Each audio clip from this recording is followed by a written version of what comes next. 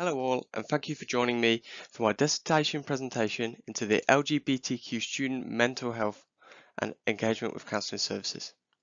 Before we begin, I'd like to thank everyone that's put this research conference together, as it is an excellent way that we can all network and share our research during these uncertain circumstances.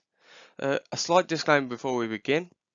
I'm still working on my dissertation, and so this is not a finished product. However, I was excited to put together what work I've done so far and to share that with all of you today.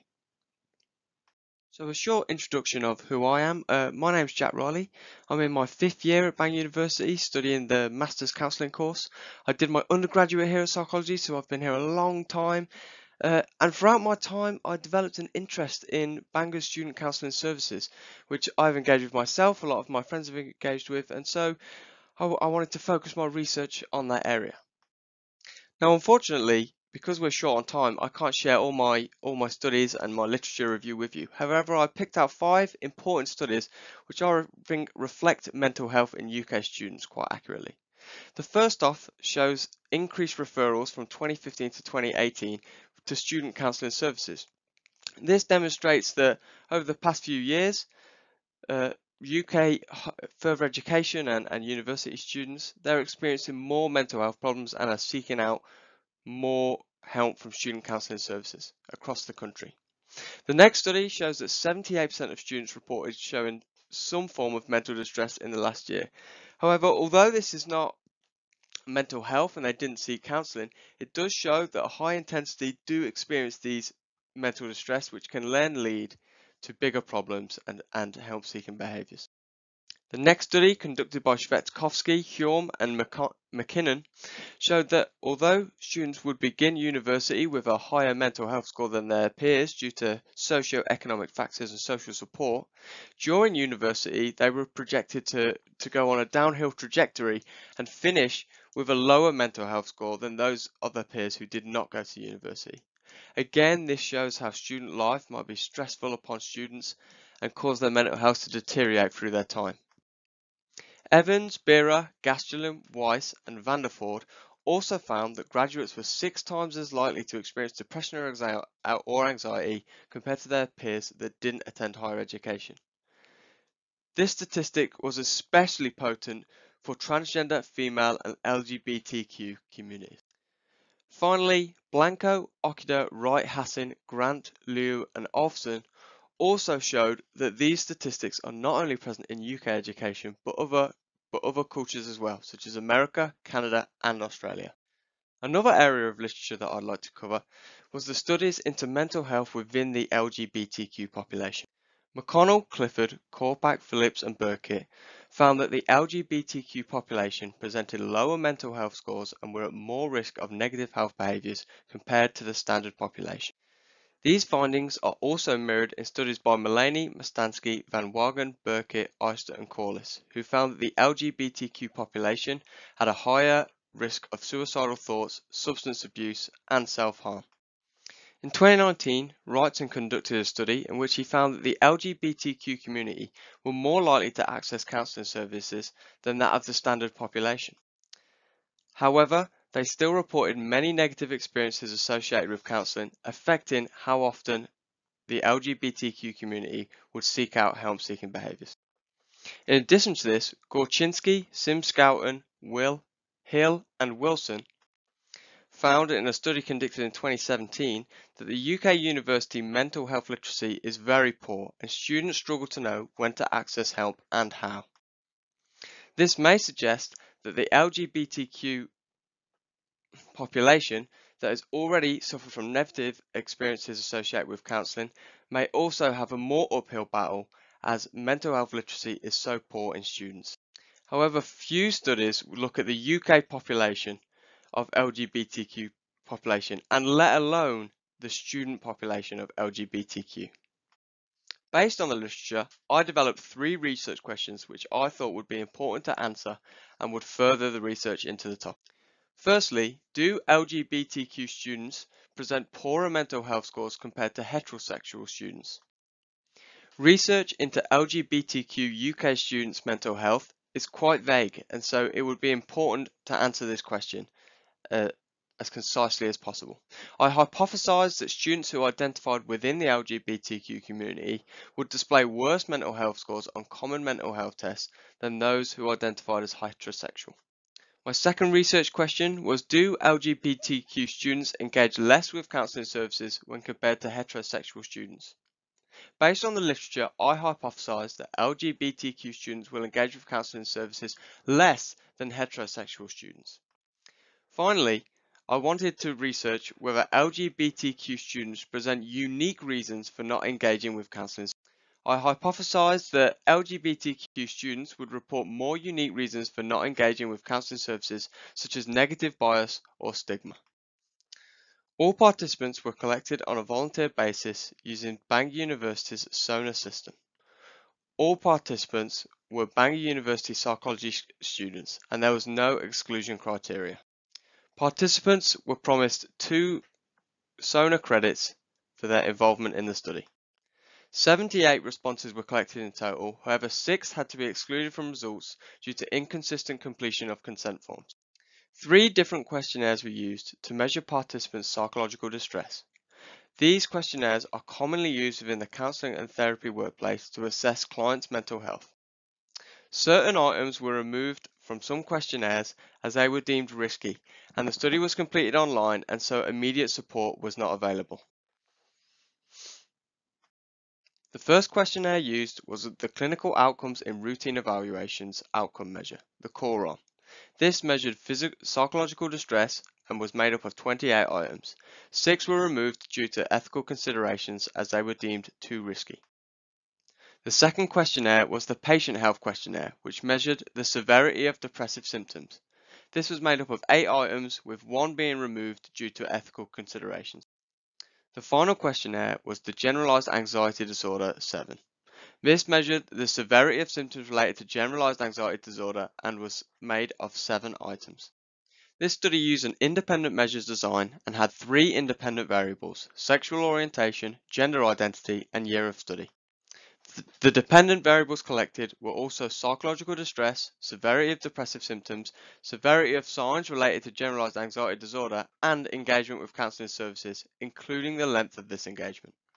Students were first recruited on a volunteer basis through SONA, as the study was advertised as LGBTQ students' mental health and barriers towards therapeutic engagement.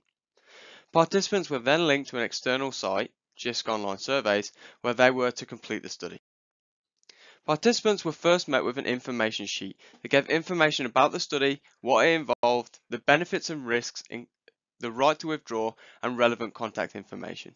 This also included signposting to appropriate organisations such as Bangor Student Counselling Services, Mind, and Samaritans.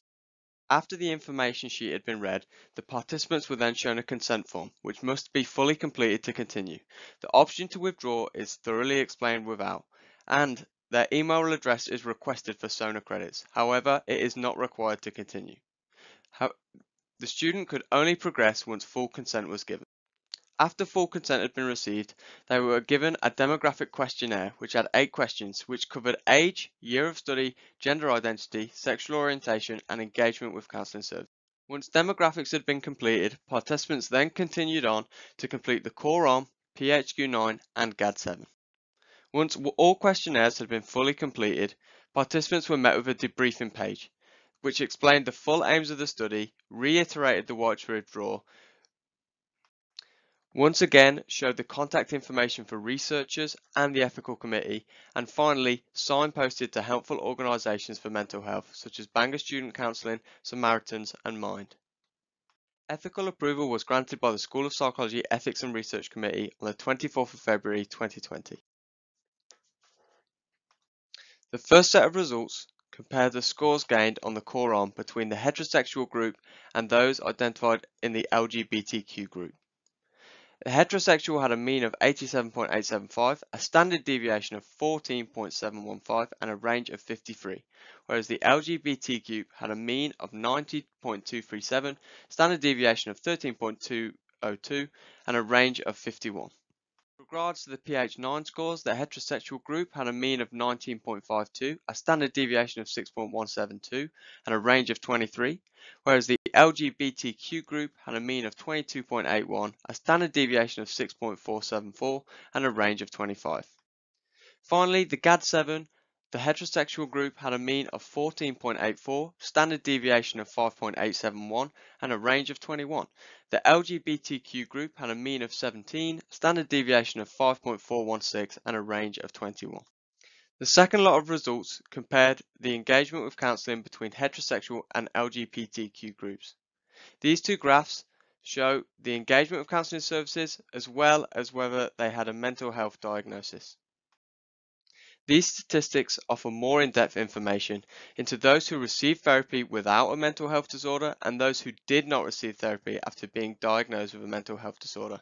28% of the total LGBTQ population received therapy without a mental health disorder compared to 27% of the heterosexual. 9% of the total LGBTQ population did not receive therapy after being diagnosed with a mental health disorder, compared to 13% of the heterosexual community. Firstly, the core arm measured an individual levels of psychological distress. Higher score would indicate more psychological distress. However, in this case, the score seems similar for both LGBTQ students and heterosexual students. The PHQ-9 measured an individual's depressive symptoms, of which higher scores would indicate more depressive symptoms. LGBTQ community reported slightly higher mean and standard deviation on this test. Finally, the GAD-7 measured an individual's severity of anxiety. Higher scores would indicate more severe anxiety. Again, the LGBTQ reported slightly higher mean, but they had both had similar standard deviation. My first research question was whether LGBTQ students presented poorer mental health scores compared to heterosexual students. I hypothesized that students who identified with the LGBTQ community would display worse mental health scores on common mental health tests. The LGBTQ participants scored higher means in all three tests, suggesting poorer mental health. However, none were noticeably larger, suggesting poorer mental health in all aspects. Similar standard deviations to heterosexual groups were also seen. However, there were insignificant p-values for the core OM and GAD7, whereas the PHQ-9 showed a significant relationship. Findings were consistent with research into LGBT communities outside of the student population when compared to heterosexual groups. The results were also consistent with those that look at research into the LGBTQ student community. However, more research is needed into what psychological variables cause this discrepancy between mental health scores. It would be interesting to compare this to other areas and see if being a student exacerbates an already present issue within the LGBTQ population. With regards to the second set of results, initially LGBTQ students showed higher engagement with counselling services compared to heterosexual, with 67% of those that engaged being LGBTQ population. The most interesting group I found to look at were those who were not diagnosed with a mental health difficulty but still engaged with counselling services. This group is interesting as they will have engaged with counselling services even though they had no reason to do so, such as being told by a professional due to a mental health diagnosis. Of this group, 60% were in the LGBTQ community, whereas 35% were heterosexual. In contrast, LGBTQ students also made up the majority of those that did not engage with therapy with a diagnosis of mental health difficulty as well, suggesting that even though being diagnosed, they still did not engage with student counselling services. With regards to my second research question on whether LGBTQ students engage less with counselling services when compared to heterosexual students, I hypothesized that LGBTQ students will engage with counselling services less than heterosexual students. However, overall, LGBTQ students were shown to engage with counselling services more than heterosexual students. However, those not diagnosed with a mental health issue who did seek out help-seeking behaviour were equal in both populations. This suggests that neither LGBTQ or heterosexual engaged more than the other when there was no professional reason to do so, e.g. a diagnosis.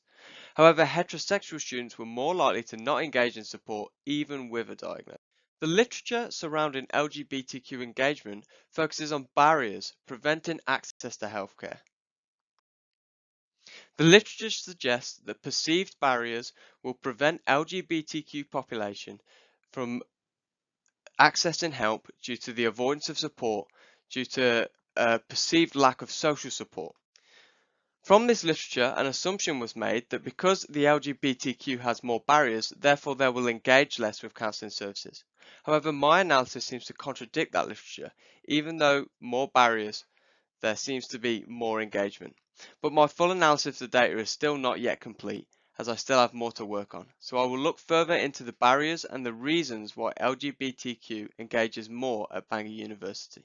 This research covered a lesser reported topic, that being LGBTQ students' mental health compared to heterosexual peers in UK universities.